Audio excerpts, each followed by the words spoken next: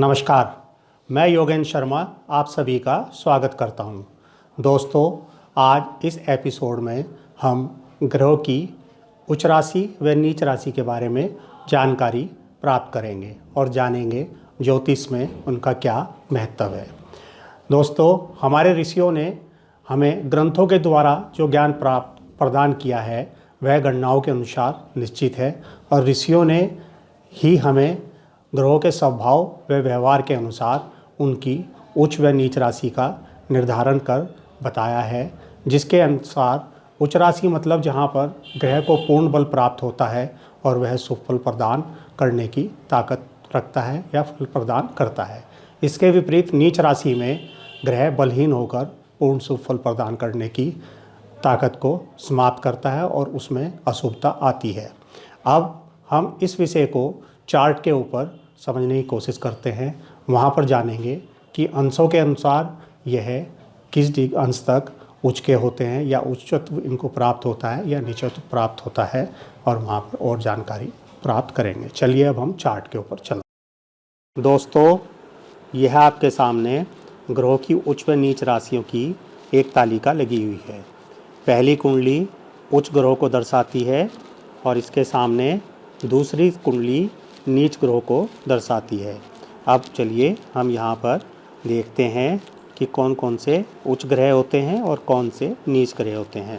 सर्वप्रथम पहली कुंडली के अंदर या पहली तालिका के अंदर यहाँ पर मेष 1 नंबर लिखा है।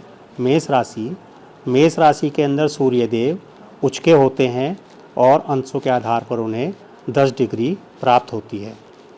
इसके बाद 2 नंबर वृष राशि में चंद्रमा उच्च के होते हैं और अंशों के आधार पर 3 डिग्री तक उन्हें उच्चत प्राप्त होता है। इसके बाद मिथुन राशि में राहुदेव जब भी आएंगे उच्च के होंगे और उन्हें 15 डिग्री तक यह उच्चत प्राप्त होगा। कर्क राशि में गुरुदेव जब भी आएंगे वह उच्च के होंगे और उन्हें यह उच्चत्व 5 अंशों तक प्राप्त होता है। इसके बाद कन्या राशि के अंदर बुधदेव स्वयं इस घर के मालिक हैं और एक यही ऐसे ग्रह हैं जिनको अपनी ही राशि में उच्च होने का फल मिलता है। यहाँ पर यह 15 अंशों तक उच्चत्व प्राप्त करते हैं। तुला राशि के अंदर शनिदेव जब भी आएंगे यह उच्च हो जाते हैं और 20 अंशों तक उच्चत्व प्राप्त करते हैं। इसके बाद धनु राशि में केतुदेव जब भी आएंगे उच्च के कहलाते हैं और 15 अंशों तक उन्हें उच्चत प्राप्त होता है।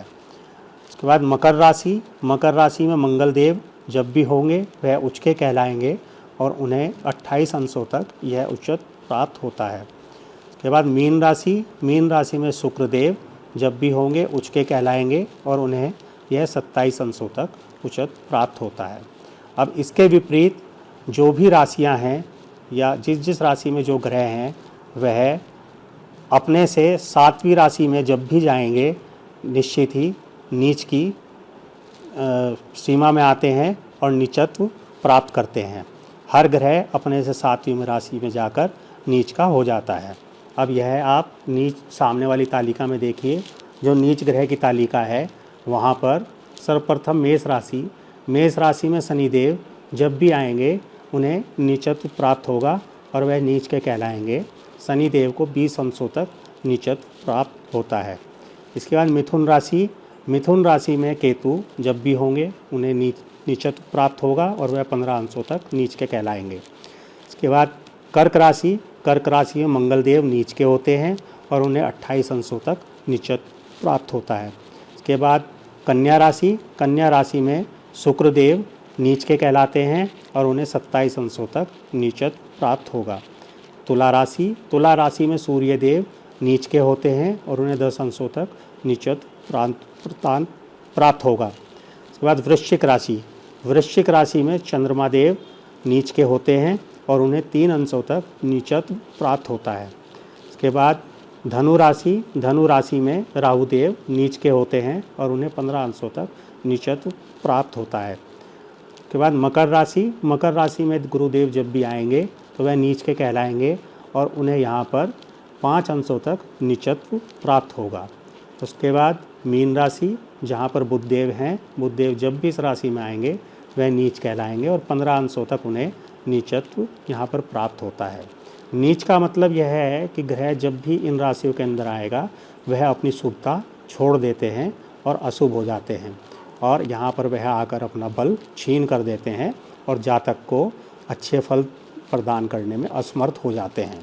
इसी तरह उच्च के अंदर जब भी ग्रह आता है उसे बल प्राप्त होता है और वह अपने शुभ फल प्रदान करने में एक अच्छी भूमिका निभाता है। यह अंशों के आधार पर आपने सारी तालिका समझ ली है। नीचे भी आपके लिए ये तालिका एक लाइन में लिखी हुई है, जिसको आप देख सकते हैं कि सूर्य मेष में उच्च का होता है, चंद्रमा वृष में उच्च के हैं, मंगल मकर में उच्च के हैं, बुध कन्या में उच्च के हैं, गुरु कर्क में उच्च के हैं, शुक्र मीन में उच्च के हैं, शनि तुला में उच्च के होते हैं। और अंशों के आधार पर सूर्य 10 डिग्री, चंद्रमा 3 डिग्री, मंगल 28 डिग्री, बुध 15 डिग्री, गुरु 5 डिग्री, शुक्र 27 डिग्री और शनि 20 डिग्री को तक उच्चत्व प्राप्त करते हैं। इसके विपरीत सूर्य तुला राशि में नीच के, चंद्रमा वृश्चिक राशि में नीच के, मंगल कर्क राशि में नीच के, बुध मीन राशि में नीच के, गुरु मकर राशि में नीच के, शुक्र कन्या राशि में नीच के और शनिदेव मेष राशि में नीच के होते हैं और यहाँ पर अपनी शुभता छोड़कर अशुभ फल प्राप्त करते हैं। यहाँ पर एक चीज़ आपको और क्लियर करनी ज़रूरी है कि राहु और केतु के विषय में हमारे अलग अलग विद्वानों ने अलग अलग राय दी हुई है। अधिकतर लोगों ने राहु और केतु को मिथुन और धनु राशि के अंदर उच्च के माना है, लेकिन इसके विपरीत कुछ विद्वानों ने राहु को वृष और वृश्चिक राशि के अंदर भी उच्च का माना हुआ है। और इसके विपरीत अगर 7वें घर में दृष्टि डालोगे, राहु और केतु आपस में एक दूसरे के सामने होते हैं, जब ये इसके विपरीत राशि में होंगे तो नीच के कहलाएंगे। तो यहाँ पर आप अधिकतर केसेस में मिथुन और धनु को उच्च का मान के चलिएगा और इसके विपरीत वृष और वृश्चिक भी राहु केतु की उच्च राशियाँ होती हैं और यह अंशों के आधार पर 15 डिग्री तक रहती हैं। यह थोड़ा सा समझने का विषय है, इसको आप थोड़ा ध्यान देकर समझिएगा। और जब भी आप किसी जातक की पत्रिका का विवेचन करें, उस तालिका में ग्रहों के उच्च व नीच को देखकर उनके आधार पर फल कथन करने की कोशिश कीजिएगा। धन्यवाद। अब जाते हुए मैं आपसे यह निवेदन करना चाहता हूँ कि अगर यह वीडियो आपको अच्छी लगी हो तो कृपया इस वीडियो को लाइक कीजिएगा और साथ ही मेरे इस चैनल को सब्सक्राइब कीजिएगा ताकि आगे आने वाली वीडियोस भी आपको समय पर उपलब्ध होती रहें। धन्यवाद।